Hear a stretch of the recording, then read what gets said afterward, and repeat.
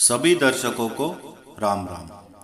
आज कुंडली का जो मेरा विषय है वह इस बारे में है, क्या कोई व्यक्ति अपने जीवन में होने वाले लक्षणों से पहचान सकता है कि उसका कौन सा ग्रह अप्रभावी। कहने का मतलब है कि जीवन में अशुभ प्रभाव दे रहा है और व्यक्ति को किसी न किसी रूप में नुकसान पहुंचा रहा है।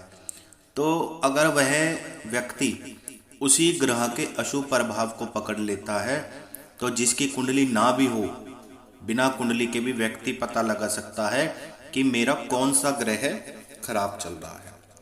मैं आदित्य पाराशर, आपका एस्ट्रो आदित्य पाराशर वैदिक पाराशर ज्योतिष चैनल के माध्यम से स्वागत करता हूँ। जीवन में होने वाले लक्षणों और बिना कुंडली के मनुष्य ग्रहों के अशुभ प्रभाव को पहचान सकता है और उनके उपाय मात्र दान और उस ग्रह से जुड़ी वस्तुओं का खान पान और एक नवग्रह मंत्र के पाठ से ही अपनी स्थिति को काबू में कर सकता है। सबसे पहले बात करेंगे सूर्य ग्रह के अशुभ प्रभाव की, कि वह आपके जीवन में दिखता है या नहीं दिखता। कोई कुंडली खोलने की जरूरत नहीं है, जिसकी कुंडली नहीं है उसको तो बिल्कुल भी जरूरत है ही नहीं। और सबसे पहले सूर्य का अशुभ प्रभाव। अगर सूर्य का दुष्प्रभाव व्यक्ति को अहंकारी बना देता, हर वक्त अपनी तारीफ करता है, ऐसा व्यक्ति खुद को नुकसान करने से भी नहीं चूकते। वह सही फैसला नहीं ले पाता, इस कारण अपने आप को नुकसान पहुंचाता है। पिता से अलग होकर चलता है, पिता से अलग भी हो जाता है। कानूनी विवादों में फंसना, संपत्ति संबंधित विवाद होना, पत्नी से झड़प, पत्नी से दूरी बनाना और अपने बड़ों से विवाद करना, दांत बाल आंख और हृदय से संबंधित रोग हो या सरकार की ओर से कोई नोटिस हो जिससे आपको परेशानी हो रही हो, तो समझ लीजिए व्यक्ति का सूर्य ग्रह खराब है। वीडियो के नवग्रह की जो अशुभ प्रभावों को बताने के बाद मैं अंत में हर ग्रह से संबंधित आपको उपाय जरूर बताऊंगा। दूसरा, चंद्रमा। घर परिवार में सुख शांति में कमी। चंद्रमा का शुभ प्रभाव घर परिवार में सुख शांति में कमी, मानसिक रोगों से ग्रस्त होना, मानसिक पीड़ा, डिप्रेशन, बिना कारण भय और घबराहट और माता से दूरियां, अपनी माता से विवाद होना या दूर होना, सर्दी जुखाम और छाती से संबंधित रोग, कार्य और धन में अस्थिरता, यह सब चंद्रमा के अशुभ प्रभाव की ओर इशारा देते हैं। अब बात कर लेते हैं मंगल की। अत्यधिक क्रोध, चिड़चिड़ापन, यह सब मंगल ग्रह की अशुभ निशानी है और भाइयों में मनमुटाव, आपसी विरोध मंगल के कारण ही बनता है। रक्त से संबंधित, ब्लड से संबंधित, शरीर में खून की कमी होना या शरीर में खून से संबंधित कोई बीमारी आपके मंगल ग्रह के खराब होने का कारण होती है। जमीन से संबंधित तनाव या झगड़ा, आग से जलने का भय या आग में छोटा मोटा एक्सीडेंट हो जाना और चोट लगते रहना, छोटी छोटी दुर्घटनाओं का होते रहना, यह सब मंगल के अशुभ प्रभावों की निशानी है। अब बात कर लेते हैं बुध ग्रह की। बोलने और सुनने में परेशानी, बुद्धि का कम से कम प्रयोग, आत्मविश्वास में कमी, नपुंसकता, व्यापार में हानि होना, माता का विरोध सहन करना, शिक्षा में बाधाएं, यह सब अशुभ बुध के लक्षण हैं। यदि बुध अशुभ हो तो अच्छे मित्र मिलना भी मुश्किल हो जाता है। बात कर लेते हैं गुरु की। जिसके समाज में मान सम्मान में कमी हो और बाहर निकलते ही पड़ोसियों से और लोगों से अनबन, समाज में बदनामी होना, अपने गुरु, अगर आपके गुरु आपसे नाराज हैं, आपसे सीनियर बड़े अधिकारियों से, बड़े बूढ़ों से विवाद होना, धार्मिक ढोंग के साथ अधर्म काम करना, मतलब एक प्रपंच करना धर्म के नाम पर और अधर्म से संबंधित कार्य उसी की आड़ में करना, अनैतिक कार्य करना, पाखंड से धन कमाना, स्त्रियों से अनैतिक संबंध बनाना, मोटापा और संतान दोष, पुत्र से दुखी, और यह सब गुरु ग्रह की निशानी है। मोटापा भी इसी से संबंधित होता है। अब बात कर लेते हैं शुक्र देव की। शुक्र ग्रह यदि अशुभ है तो आपके पास सुख में, व्यवस्थाओं में, आपके भोग विलास में कमी आएगी। व्यक्ति को गुप्त रोग की संभावना होती है। विवाह में रुकावट आती है।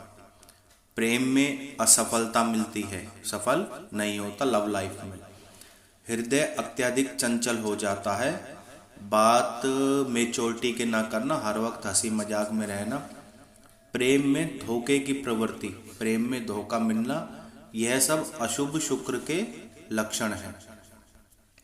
शनि, शनि अशुभ होना जातक को झगड़ालू बनाता है, आलसी बनाता है, दरिद्र बनाता है, अधिक निद्रा लेने वाला बनाता है, और यह सब होने के बाद भी व्यक्ति वैराग्य से युक्त हो जाता है। यह पांव की नसों में दर्द करता है। पथरी से संबंधित समस्या अशुभ शनि के कारण ही होती है। लोगों से विवाह में समस्या और नपुंसकता, यह शनि के अशुभ प्रभावों का ही लक्षण है। अब बात कर लेते हैं राहु की। राहु के अशुभ होने से व्यक्ति व्यसनों में पड़ जाता है। नशा और मांस मदिरा की लत लग जाती है। गलत कार्य करना उसको अच्छा लग जाता है, उसका शौक बन जाता है। शेयर मार्केट में उसे नुकसान होता है। घर गृहस्थी से दूर होकर अनैतिक कार्यों में व्यक्ति लिप्त हो जाता है। अपराधों में संलिप्त होना, शरीर में फोड़े फुंसी होना, यह सब अशुभ राहु के लक्षण हैं। अब बात कर लेते हैं केतु की। राहु और मंगल का मिला जुला प्रभाव केतु में देखने को मिलता है। अत्यधिक क्रोध, पेट में जलन, चेहरे पे दाग धब्बे, और केतु के रुष्ट हो जाने के कारण व्यक्ति को किसी न किसी छोटे मोटे ऑपरेशन से गुजरना पड़ता है। और अमलता, पित्त विकार का अधिक होना, यह सब भी केतु ग्रह के लक्षण हैं। अब ये सब लक्षण तो मैंने आपको बता दिए। अब हम अगर चाहें तो किन तरीकों से, जो सिंपल भी हैं और बहुत ही साधारण तरीके से करे जाने वाले उपाय हैं, इनके द्वारा अपने अशुभ ग्रहों के लक्षणों को खत्म कर सकते हैं। सबसे पहले बात कर लेते हैं सूर्य ग्रह की। आप एक काम कीजिए, अगर सूर्य ग्रह अशुभ है तो प्रतिदिन सिर्फ सलाद में दोपहर के टाइम विशेषकर टमाटर का प्रयोग करें, खाने में अनार का प्रयोग करें, और इन वस्तुओं को आप अपने भोजन के तीसरे हिस्से को दान भी दे सकते हैं। विशेषकर टमाटर और अनार को, जो चीज़ खाने के बारे में बताइए उन्हीं में से थोड़ा बहुत ध्यान इच्छा अनुसार भंडारे में, किसी गरीब की मदद में, मंदिर में, कहीं भी दान दें, तो यह आपको सूर्य के अशुभ प्रभाव से मुक्ति दिलाएगा।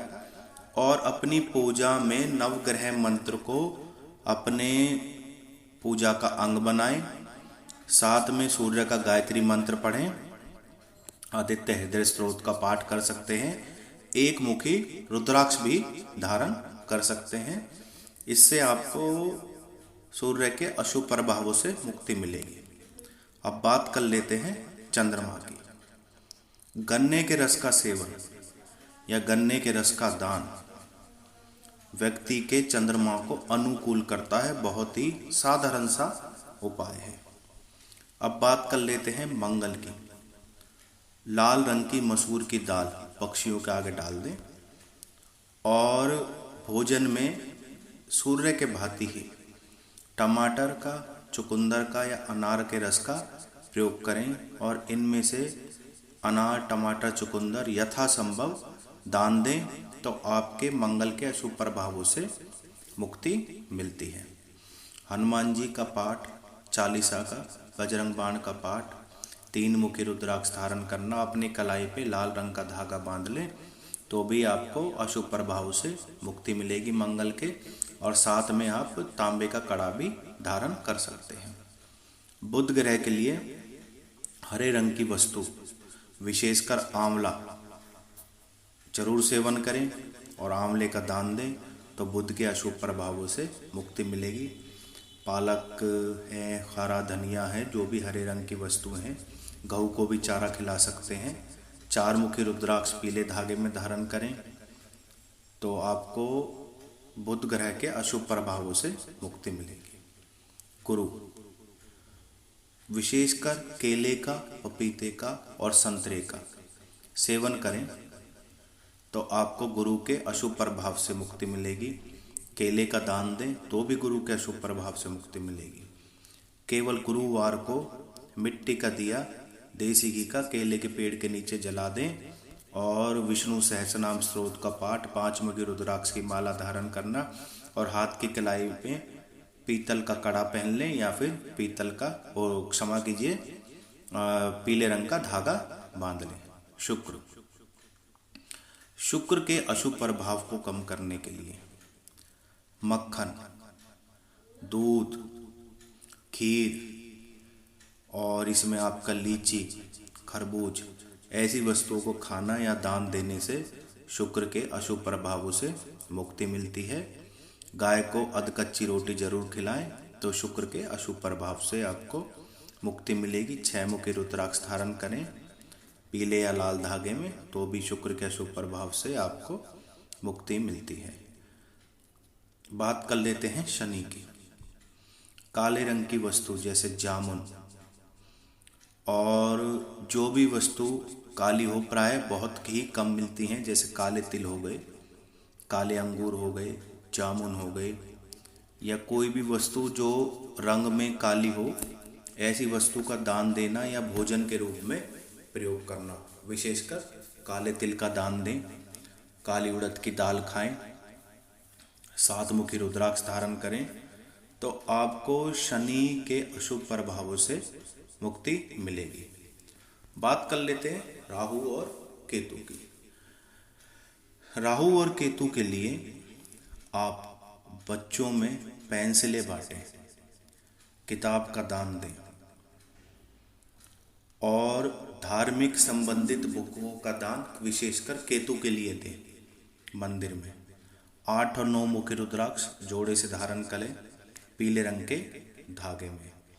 बिजली से संबंधित वस्तुएं जैसे मंदिर में बल्ब लगा देना, यह भी आपको केतु और राहु के अशुभ प्रभावों से मुक्ति दिलाता है। तो ये मैंने आपको बताए हैं कि इस केवल खान पान से, दान से और छोटे मोटे उपायों से आप ग्रहों के अशुभ प्रभावों के से मुक्ति पा सकते हैं और बिना कुंडली देखे अपने कुंडली में और ग्रहों के जीवन में क्या लक्षण है, यह सब देखकर आप ग्रहों के अशुभ प्रभाव से मुक्ति पाकर जीवन बना सकते हैं। तो ये मैंने आपके ग्रहों के जो प्रभाव हैं इसके बारे में संक्षेप में बताया और यह सब कार्य करने के बाद आप ये बात जरूर ध्यान रखें, जिस ग्रह का उपाय कर रहे हैं वहाँ उसके साथ उस ग्रह का गायत्री मंत्र और नवग्रह मंत्र का उच्चारण जरूर करें। इससे आपको प्रभाव बहुत ही शीघ्र देखने को मिलता है। आपका दिन शुभ रहे। धन्यवाद।